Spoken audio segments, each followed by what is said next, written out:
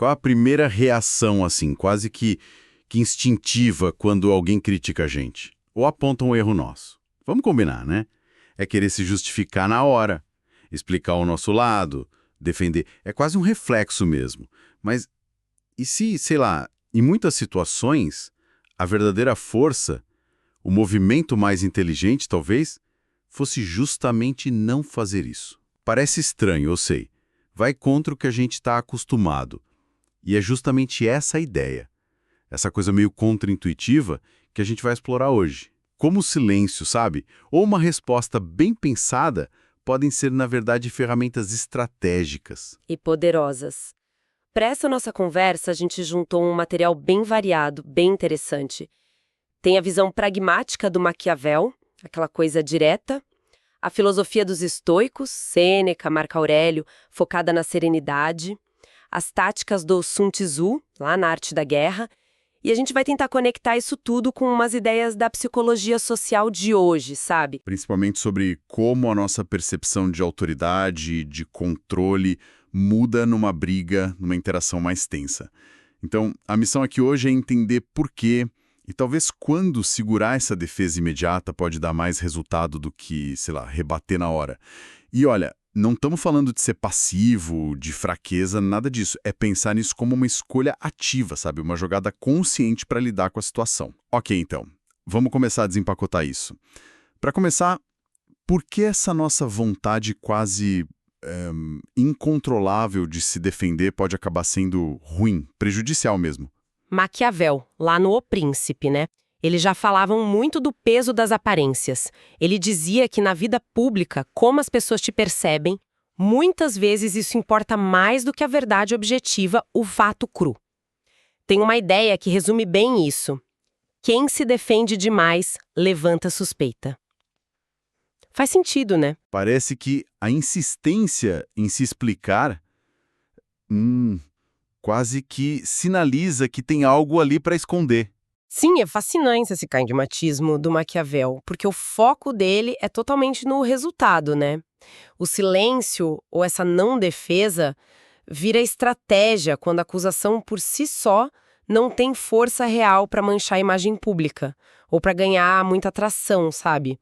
Uma resposta só seria necessária, assim, estrategicamente, para controlar a narrativa, de forma calculada, não por um impulso de "ai, preciso limpar minha honra", mas por pura eficácia política, social. E tem um ponto crucial que uma das abordagens levanta: quando a gente se apressa para se defender, acaba meio sem querer validando a posição de quem está acusando. É quase como dizer, sim, você tem o direito de me julgar aqui. A pessoa aceita o campo de batalha que o outro definiu. E o curioso é isso, a defesa que a gente acha que vai neutralizar pode acabar, olha só, legitimando o ataque.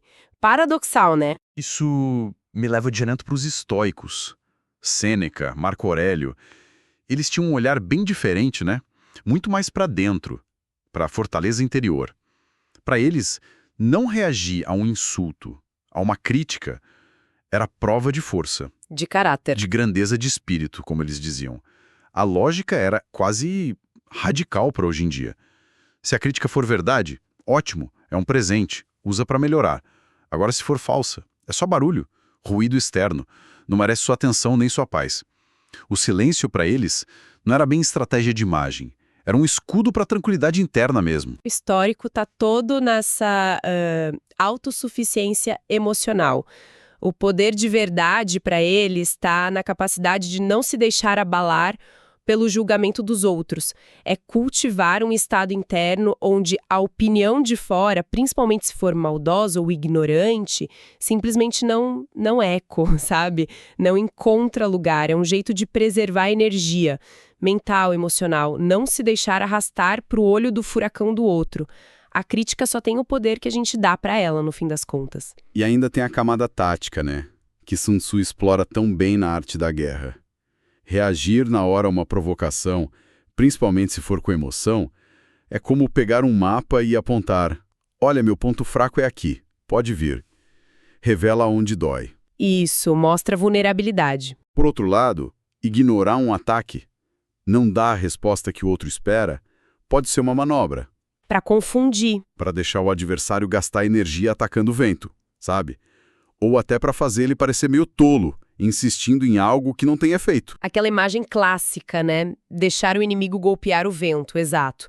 Então, se a gente junta essas perspectivas todas, surge uma base bem sólida para entender esse poder estratégico de não se defender sempre.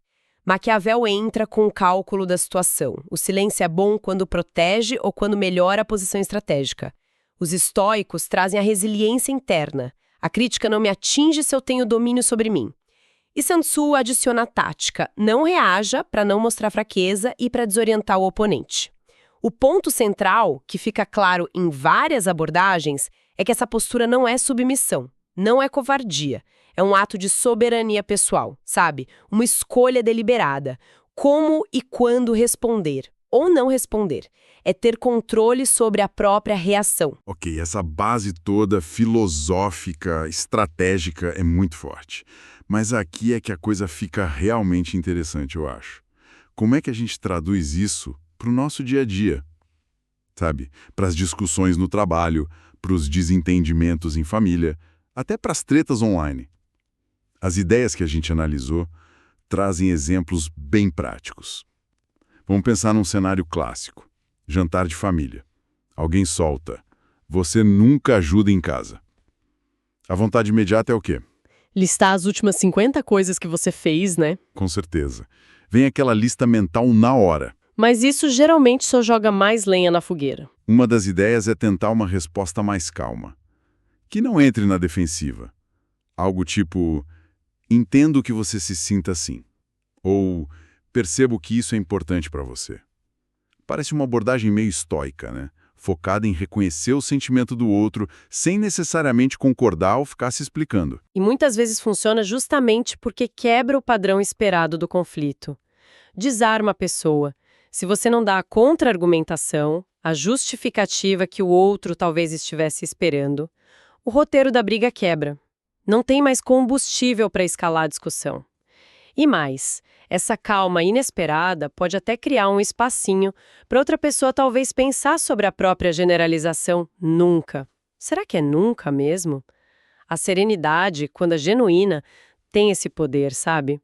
De mudar a dinâmica, de tirar o vento das velas da briga. E no trabalho? Ambiente profissional. Imagina uma reunião tensa. Aí vem uma acusação injusta. O atraso nesse projeto foi claramente por causa do relatório dele. Se a pessoa reage na defensiva ali, na hora, pode parecer desespero. Ou até confirmar a dúvida na cabeça dos outros, né? Pode pegar mal, sim. Mas e se a alternativa for respirar fundo, manter a calma, observar, talvez deixar os fatos ou o histórico da pessoa falarem por si? É quase uma aplicação ali do Maquiavel. Não dá palco para uma crítica que talvez caia sozinha. Mas confesso, a minha primeira reação seria pular para me defender. É difícil segurar esse impulso, né? Será que não pareceria fraqueza deixar passar? É uma preocupação super válida, mas aí entra uma ferramenta prática muito potente que uma das análises destaca: o reenquadramento, ou deflexão estratégica. A ideia-chave não é aceitar passivamente de jeito nenhum, mas sim mudar o foco da conversa, sair da defensiva e tomar as rédeas da pauta. Nesse exemplo do relatório, em vez de dizer "não foi minha culpa, eu fiz isso e aquilo", a pessoa poderia reenquadrar, dizer algo como: olha, para garantir que os prazos sejam cumpridos daqui para frente, que tal se a gente definisse juntos os pontos de checagem semanais e os responsáveis por cada etapa? Ou então, o que a gente precisa decidir hoje para evitar qualquer gargalo futuro? Percebe a mudança de tom? Totalmente. Sai da culpa. Exato. Sai da busca por culpados no passado e direciona para a solução, para o processo, para o futuro. Tira o foco da pessoa e põe no problema, na ação coordenada. Quem responde assim não parece fraco de jeito nenhum, parece proativo, orientado para a solução, assume o controle da direção da conversa. Faz muito sentido mesmo. É sutil, mas, nossa, é poderoso. E em situações mais informais, com amigos, por exemplo, aquela cutucada: poxa, você sumiu de novo. Em vez daquela ladainha de desculpas, a correria, o trabalho, que às vezes nem cola mais, Talvez um sorriso leve ou ignorar a provocação com bom humor pode tirar a força da crítica, né? Pode sim. Meio Sun Tzu, não dar importância demais, deixar o ataque perder o gás sozinho. E o que fazer com um comentário online? Tipo, isso aí é só marketing, nada funciona de verdade. Como responder sem cair numa discussão que não acaba mais, super desgastante? Olha, para essas interações, principalmente as online, que podem inflamar muito rápido, uma sugestão interessante é usar o que chamam de afirmações de status concisas. O nome já diz um pouco. Não é justificar, não é uma defesa longa e chorosa, é uma afirmação breve, factual, que mostra controle, profissionalismo. No exemplo do "é só marketing", uma resposta nesse estilo seria, sei lá, os métodos que eu apresento aqui são aplicados com clientes reais. Os resultados podem ser vistos no portfólio, talvez um link, se tiver, ou o próximo post vai detalhar um estudo de caso com métricas auditáveis. É curto, aponta a previdência, foca no futuro, encerra o assunto, zero drama. Direto ao ponto. Exato. Outro exemplo ótimo que apareceu foi o do grupo de WhatsApp do condomínio. Um clássico, né? Palco para acusações de todo tipo. Alguém acusa o outro morador de algo sobre pagamentos. Qual a estratégia? Primeiro, talvez um silêncio inicial, para não entrar no reality show que às vezes se forma. Depois, uma intervenção focada no operacional. Olha, o boleto referente à taxa X foi pago em data, o comprovante está aqui anexo. E aí já emenda. Para organizar melhor para todo mundo, sugiro uma planilha compartilhada com datas e status. Posso montar um modelo até amanhã. Nossa, muda tudo. Muda a percepção na hora. De alvo da acusação para agente de organização, de eficiência. Essa ideia de reenquadrar e usar essas afirmações de status parece ser mesmo o coração da aplicação prática disso tudo. Mas como garantir que isso não soe, sei lá, defensivo disfarçado, ou até meio passivo-agressivo? Qual o segredo para aplicar bem, para não errar mal? Né? A chave, eu acho, tá na objetividade. E no foco na ação futura ou no processo. E não na emoção, na justificativa pessoal. As fontes dão umas dicas bem concretas para isso, olha só. Primeiro, trocar o rótulo pessoal por um critério objetivo. Em vez de rebater um "você foi responsável", perguntar ou afirmar: quais eram os critérios que a gente combinou para essa entrega? Vamos revisar juntos para alinhar para a próxima vez? Tira o peso do adjetivo, foca no acordo. Tira o pessoal da jogada. Isso. Segundo, trocar o passado pelo próximo passo concreto. Em vez de ficar remoendo porque algo deu errado, direciona. Ok, considerando como as coisas estão agora, qual é a ação prioritária? O que a gente precisa fazer até o fim do dia para resolver isso? Foco na solução, não na culpa. Prático. Terceiro, trocar a opinião pessoal pelo processo que já existe. Se a briga é sobre o melhor jeito de fazer algo, em vez de defender a sua opinião a todo custo, perguntar: qual é o procedimento padrão que a gente já tem validado para isso? Vamos olhar ele e seguir por ali? Apela para a regra do jogo, não para a vontade de cada um. Busca o que já está combinado. Exato. E por fim, usar as tais afirmações de status curtas que a gente falou. Minha abordagem se baseia em dados. Eu respondo com propostas e prazos. Vamos focar no processo que a gente acordou. São declarações de como você opera. Comunicam profissionalismo, controle, sem precisar se desculpar ou dar longas explicações. É posicionamento, não é defesa reativa. Entendi.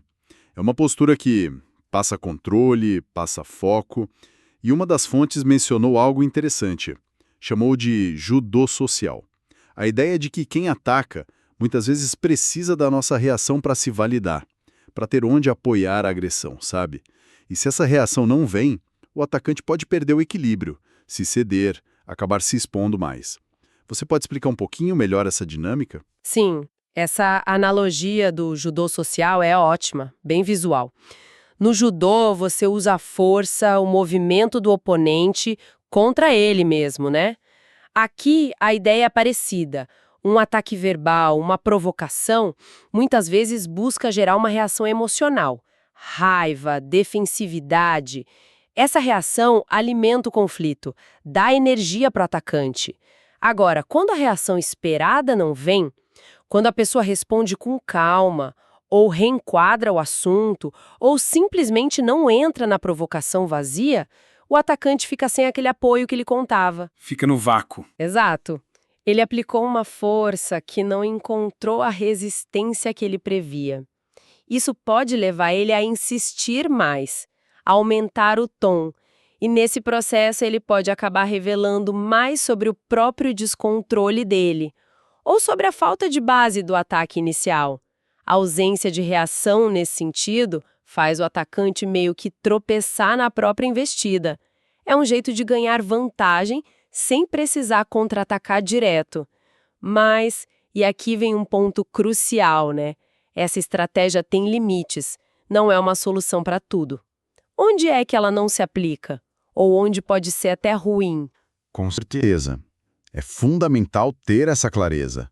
As fontes alertam bem sobre isso. Não é fórmula mágica. Tem contextos onde o silêncio ou essa não defesa seria a escolha errada, totalmente errada. Exatamente. Precisa ter discernimento. Por exemplo, em contextos formais, que exigem prestação de contas clara, tipo investigações de compliance, processos na justiça, auditorias, até mediações mais estruturadas.